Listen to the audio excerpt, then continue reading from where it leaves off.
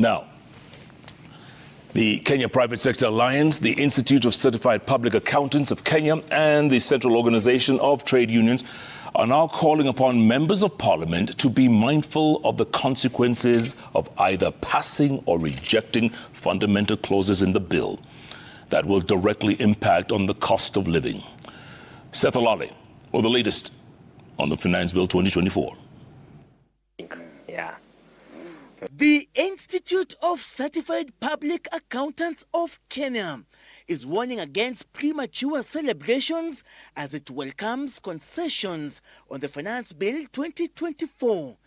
Robert Wairiru, the chairman of the Finance Department of ISPAC, says the bill still has pending issues that need to be addressed. There's still some things that we need to have a conversation around. Some of the proposals around, for example, taxation of the digital economy. The committee recommends that instead of 20% presumed income tax, we should be talking about 10%.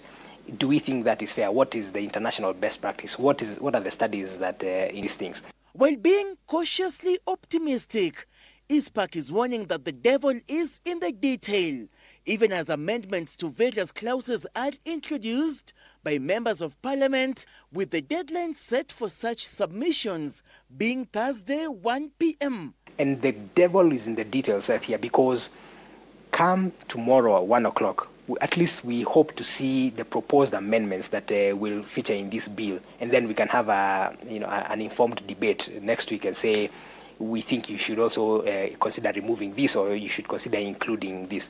The Kenya Private Sector Alliance, through a statement, termed the concessions on the Finance Bill 2024 a big win for stakeholders in the country's finance and economic sector. According to KEPSA, 10 out of the 16 amendments, including removal of VAT on normal bread, removal of VAT on sugar transportation, removal of VAT on financial services, removal of 2.5% proposed tax on motor vehicle, and removal of excess duty on vegetable oil, were directly influenced by submissions from the private sector. The Central Organization of Trade Unions welcomed the concessions announced by the government, saying the tax burden on majority of Kenyans has been spared further strain. But we should not query why are Kenyans being taxed. People are being taxed everywhere. And indeed, if we pay tax and the money is used properly, we will evade the issue of borrowing money.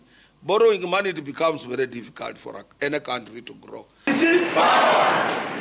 The Nairobi business community says it is waiting for the outcome of the final amended bill, urging the government to provide a conducive business environment in Nairobi's Central Business District, at the same time faulting security agencies for using force on protesters, leading to chaos that forced them to shut down businesses. Even as normalcy returns to Nairobi's Central Business District, both the executive and the legislature are being called upon to be mindful of the long-term effects of the Finance Bill 2024 if effected.